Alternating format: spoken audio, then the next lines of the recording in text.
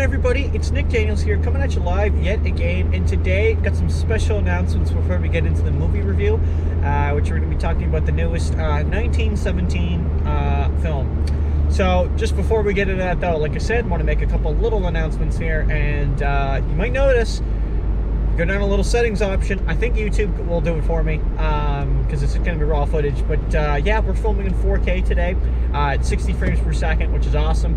I randomly bought the GoPro Hero 8 the other day, black, so this thing is supposed to be hyper smooth, stabilization, because I shake like a motherfucker when I'm walking around with the camera, and yeah, and apparently it looks pretty fucking sharp from the footage they got, so it'll take me a little bit to get used to the settings.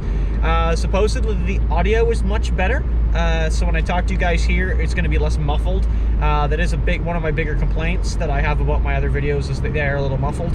Now, I was actually going to buy the microphone, but you need like $200 in equipment to do it, which is basically an adapter and a microphone.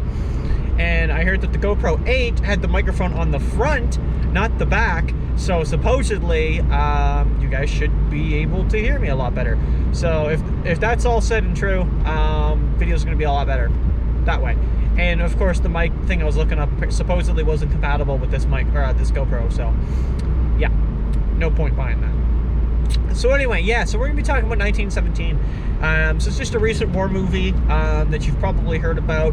It's been obviously mentioned for a few of its things there. But overall, I've just completely enjoyed this film. I didn't really have anything at all that I was like, yeah, not really a fan of that.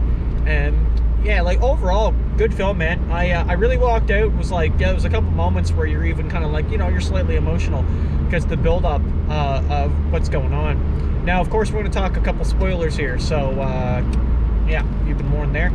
Anyway, so yeah, there's a couple actors that play in the movie that are very familiar.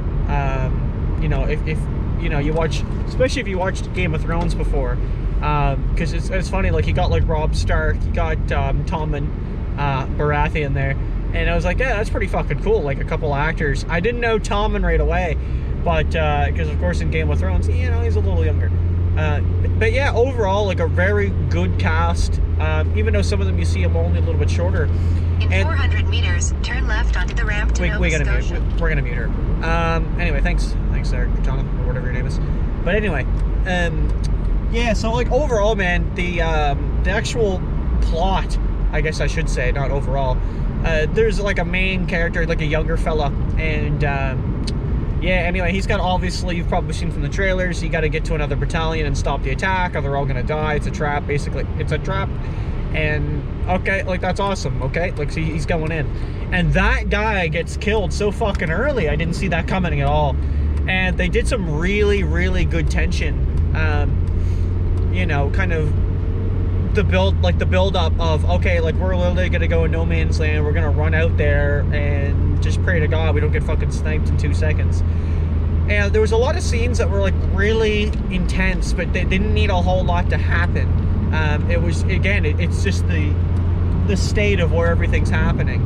And so what do I mean by that? So like in particular, there was one of the clips where our main character, now at this point, he's strolling along, well, not strolling, but he's walking up in this church, basically this building, this town is all on fire.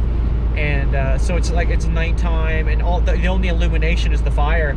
And there's like a silhouette of somebody, and they're walking up to him holding a rifle. They're not aiming it at him, they're just holding it, because they probably just think, oh, it's one of our mates.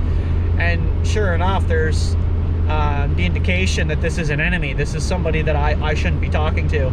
And then it's like to a brilliant chase scene of them like running right after each other. You know, and yeah, overall, like, yeah, I don't know, man, it kept me into it the whole time, which was good. Like, it's very surprising. Like, you know, there's a couple very slick transitions that are very hard, like, some of them aren't as noticeable as the others, but there's a couple that it's like, okay, like clearly that's, you know, that was the camera cut. But overall, this movie is made to look like a continuous shot, and I'm telling you, there are parts of the film that just look unbelievable, that when, like, it's, and you start to realize that too, because you're like, wow, like so many films nowadays are just like, you know, cut. A good example of that, where I was fucking beat to death, was the last Resident Evil movie in the franchise. Absolutely butchered that. They do this whole thing of like, I forget what his name is. It's supposed to be in the movie. It's not Wesker, but it's Sir Jorah Mormont. That's the character name from Game of Thrones. That's the guy who plays him. And yeah, there's a scene where he like fixes his hair, and it cuts to 2 angles to do that. Like that's just like the jump cuts are ridiculous. And then you have the contrast of this movie, like the polar opposite of like literally like everything they do, the camera just follows them, and it in my opinion, it just makes it feel more real, you know, like more in real time almost. And you get it almost, because again, like the whole point is like there's an urgency of time where Buddy needs to get to a certain spot in a certain amount of time, and I feel like it actually helps that in my, like that's kind of what I was taking from it, because it's like, man, like it's literally like it feels like you're with him the entirety of his endeavor, and that's awesome. Like that's how it should be. So yeah, man, like the continuous shots make that movie what it is. They make it so much better, and you really start to appreciate it when you're watching it, because it just feels smooth, you know.